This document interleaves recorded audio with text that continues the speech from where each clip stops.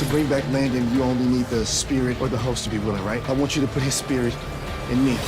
This just got started. Despite Season 3 still ongoing, the Supernatural series is set for renewal by 2021 to 2022. That's right, Legacies and several of their shows have been renewed by the CW on a press release just this February, so we'll be seeing more of our young, gifted teens at Salvatore Boarding School. So for today's video, we will be sharing with you what we know so far about the series renewal on its 4th season. Do take note, since Season 3 is still being aired, some things might take a drastic turn of events, especially in the finale. But anyway, we will still share with you all that we know so far. But before we dig deep into the topic, give our video a like and subscribe to our channel with the notifications turned on so you won't miss any of our new releases. Back on topic, here's what we know so far about Legacies Season 4. Why was the renewal announced this early? Due to the global health situation, it seems that the creators wanted to be ahead of their game with the production and filming, since there's no telling when it will be all better soon. As stated by Mark Pedowitz, the CW's chairman and CEO, he wanted to give the creators a head start by announcing their renewals. Though we're just a few weeks into the new season, we wanted to get a strategic head start on next season with these early renewals, which allows our production teams to start laying out story arcs and hiring staff, and at the same time continues to provide us with a strong, stable schedule to build on for next season, he said in the press release. So far, the series has been doing pretty good and is currently airing its 3rd season, which comprises 16 episodes. Made as a spin-off from the Vampire Diaries and the originals, it stood its ground to pay tribute to the characters that stood before them, forging their own storyline but at the same time paying respect to the series that came before it. Compared to the other two, Legacies is much lighter, as stated previously by the show producer Brett Matthews. The Vampire Diaries was dark and intense, and death could come knocking on your door at a moment's notice, Matthews explained in a Collider interview. The world has really gone in that direction, so Legacies is hopefully the antidote to that, where it is a little bit brighter, it is a little bit sunnier, and it is a little bit more optimistic about the world.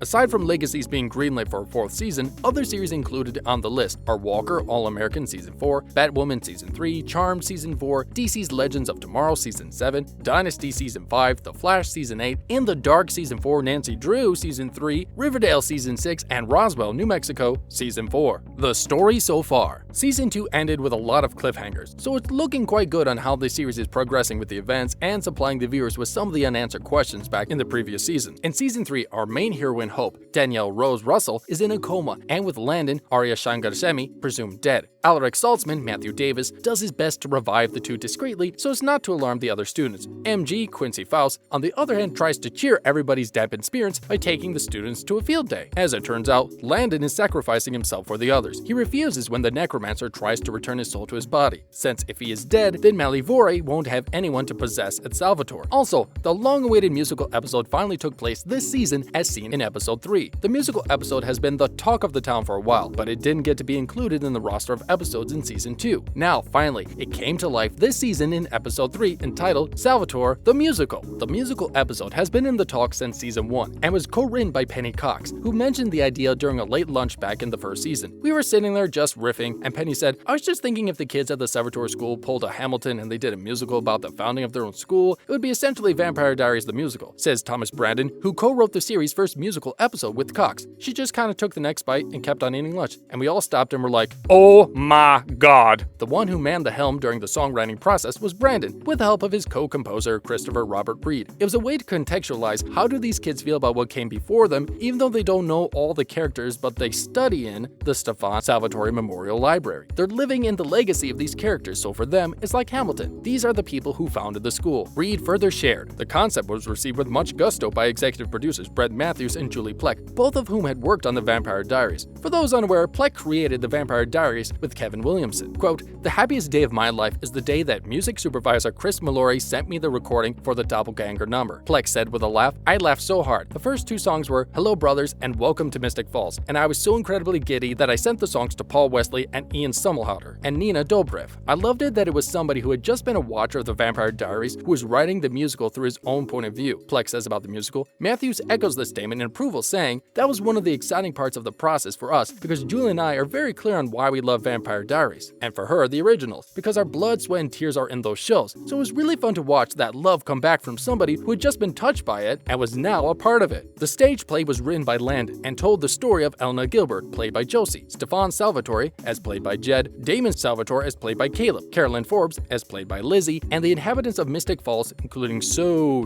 many doppelgangers. The musical episodes was the series' way to address and play homage to the shows that came before it, and it was an idea that's been floating around since season 1. Who will be the returning cast members? With season 3 ongoing and nothing too drastic happening as of yet, it's safe to say that the core cast members will return to reprise their roles in season 4. So far, the present cast members in season 3 include Daniel Rose Russell as Hope Mickelson as our main heroine and daughter of Klaus Mickelson, Matthew Davis, as the human headmaster of Salvatore Boarding School, Alaric Saltzman, Kaylee Bryant playing as Josie Saltzman, a student in Salvatore Boarding School, Aria Shahghasemi as the Phoenix Landon Kirby, Thomas Dotry as the troublemaking 600-year-old vampire, Sebastian, Quincy Faust as the vampire student MG, Peyton Alex Smith as the student werewolf Raphael Wade, and Riley Vokel as Freya Mickelson, Hope's aunt. Bad news for fans though, since we won't be seeing Hope's father Klaus Mickelson as much as we want to. Unlike the original actors in The Vampire Diaries and the original, actor Joseph Morgensen refuses to reprise his role on the small screen since he had already closed this chapter in his life. Quote, "No, never.